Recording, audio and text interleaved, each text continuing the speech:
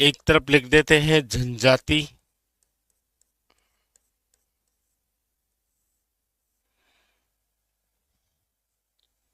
और एक तरफ लिख देता हूं मुखिया।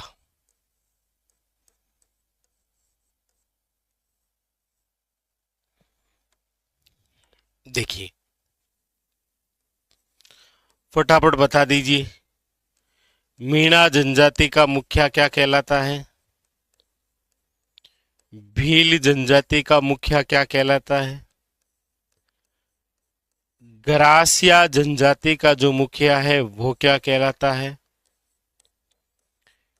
शहरिया जनजाति का जो मुखिया है वो क्या कहलाता है? कथोड़ी जनजाति का जो मुखिया है वो क्या कहलाता है? और डामोर जनजाति का जो मुखिया है वो क्या कहलाता है?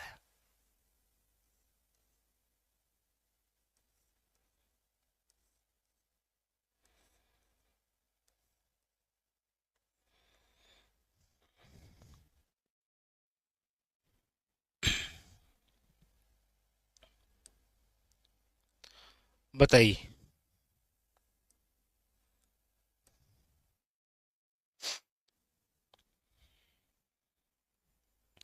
देखिए, मीणा जनजाति का जो मुखिया है उसे आप बोलते हैं पटेल।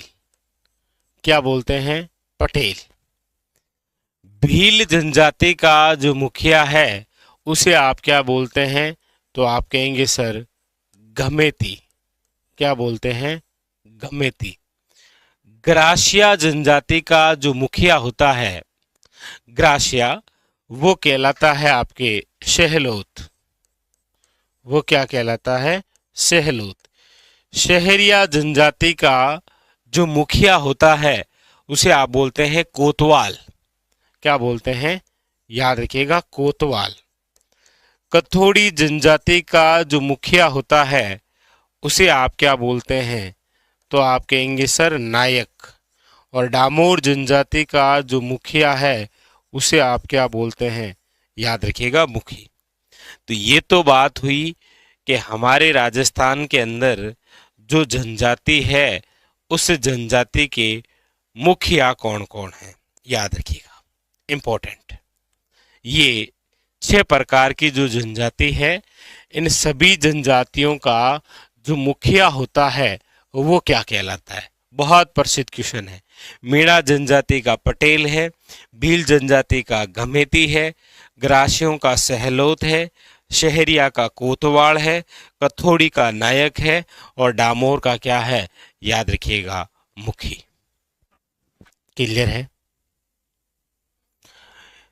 इसमें याद रखिएगा, ये जो 6 प्रकार की जनजाति है इसमें राजस्थान के अंदर सबसे प्राचीन जनजाति कौन सी है?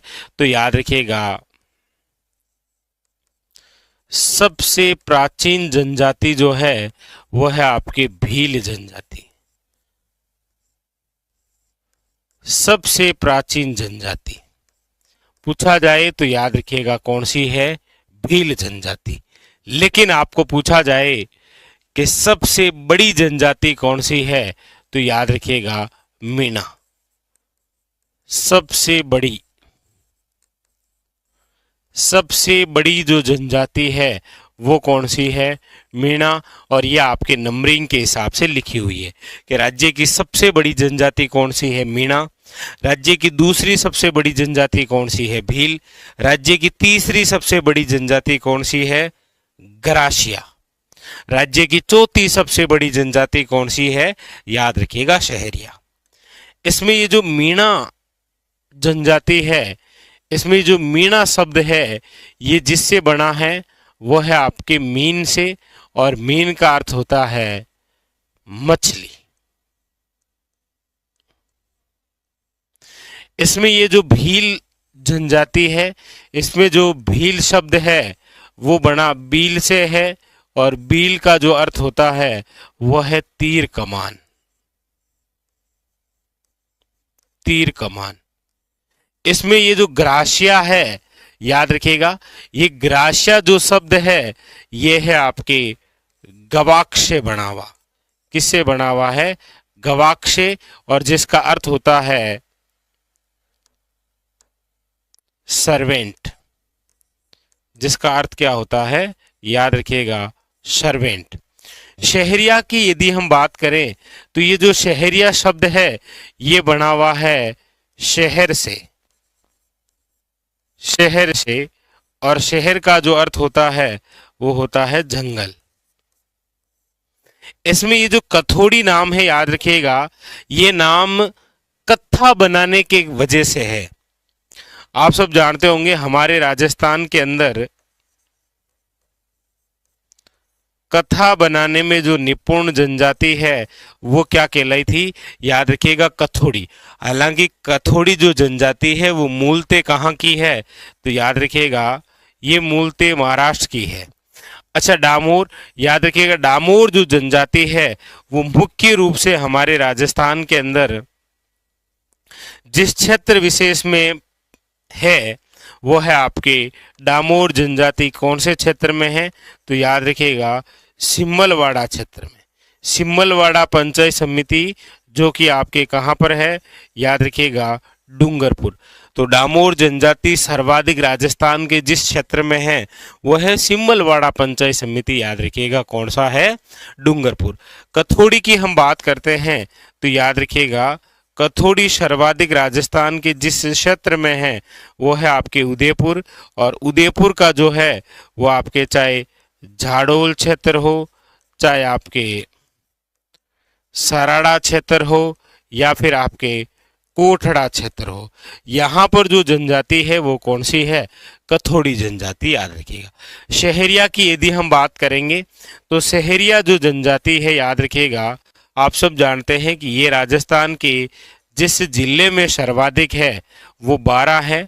12 के दो क्षेत्र भी याद रखिएगा, एक तो किशनगंज है, एक तो किशनगंज है, और एक याद रखिएगा आपके कौन सा है, शाहाबाद क्षेत्र। इसी प्रकार जैसे ग्रासियों की यदि हम बात करें तो ग्रासियों का सर्वाधिक जो क्षेत्र है, सर्वाधिक ग्रासिया राजस्थान के कौन से जिले में है, तो आप कहेंगे सर सिरोही। वैसे सिरोही का भाकर प्रदेश हो या आबू क्षेत्र हो, कई बार क्या होता है कि इन जनजातियों से संबंधित इस प्रकार से क्वेश्चन आ जाता है कि निम्न में से कौन सी जनजाति का संबंध जो है वो किस प्रकार के क्षेत्र विशेष से रहा है, जिसके अंदर मेनली यदि आएगा तो डामोर, कथोड़ी, शहरिया और गरासियों का ही क्षेत्र आएगा। भील और मीणा जनजाति का क्षेत्र इतना नहीं आता है जितना गरासिया, शहरिया, कथोड़ी और डामोर जनजाति का आता है। ये जो मीणा जनजाति है, याद रखिएगा, इनका जो कुंभ है, मीणा जनजाति का जो कुंभ है वो याद रखिएगा कहाँ पर भरता है, तो आप कहेंगे सर मीणा जनजाति का कुंभ जो है वो भरता है रामेश्वर, सवाई माधोपुर में, याद रखिएगा।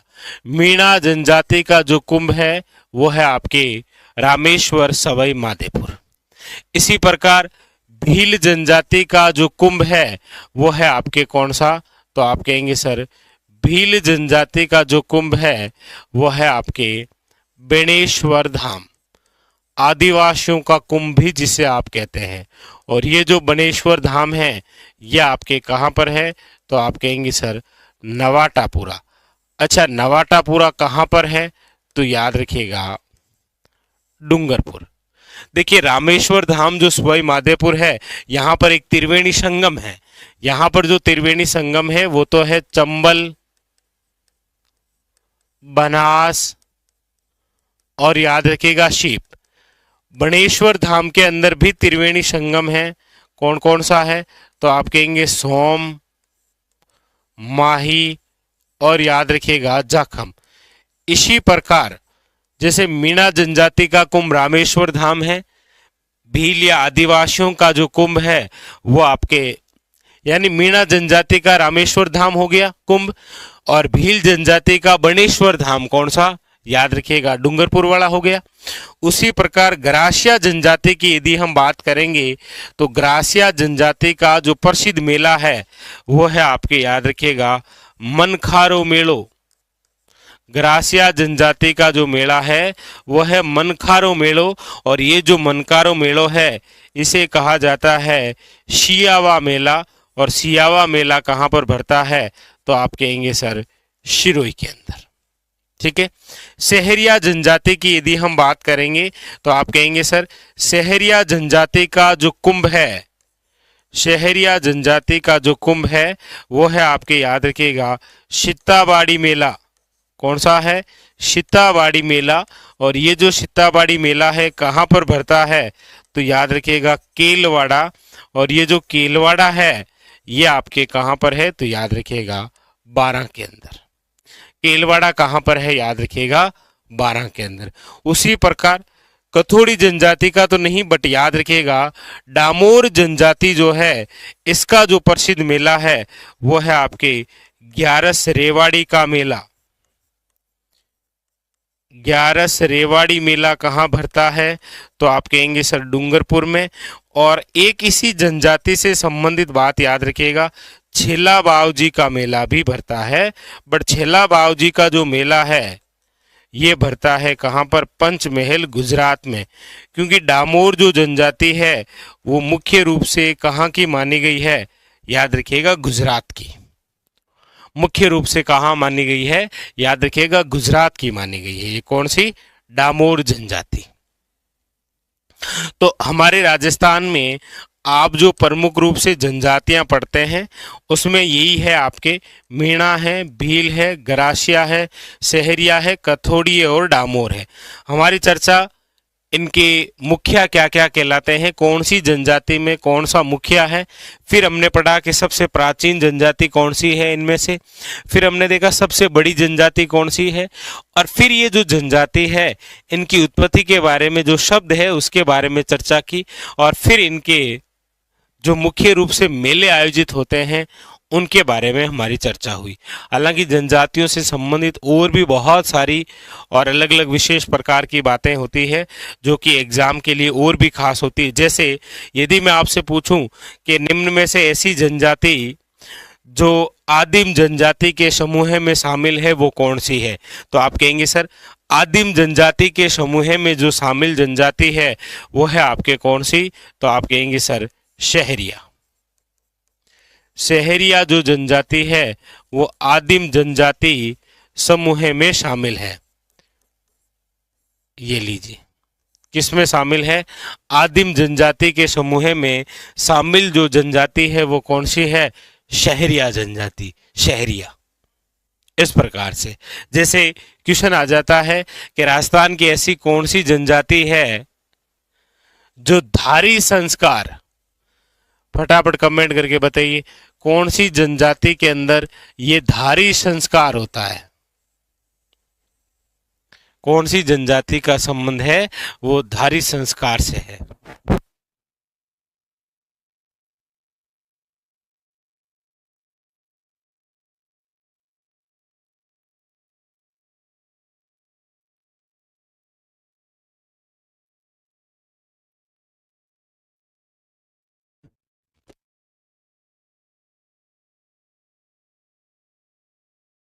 तो ये इस प्रकार से रिलेटेड क्वेश्चन आते हैं।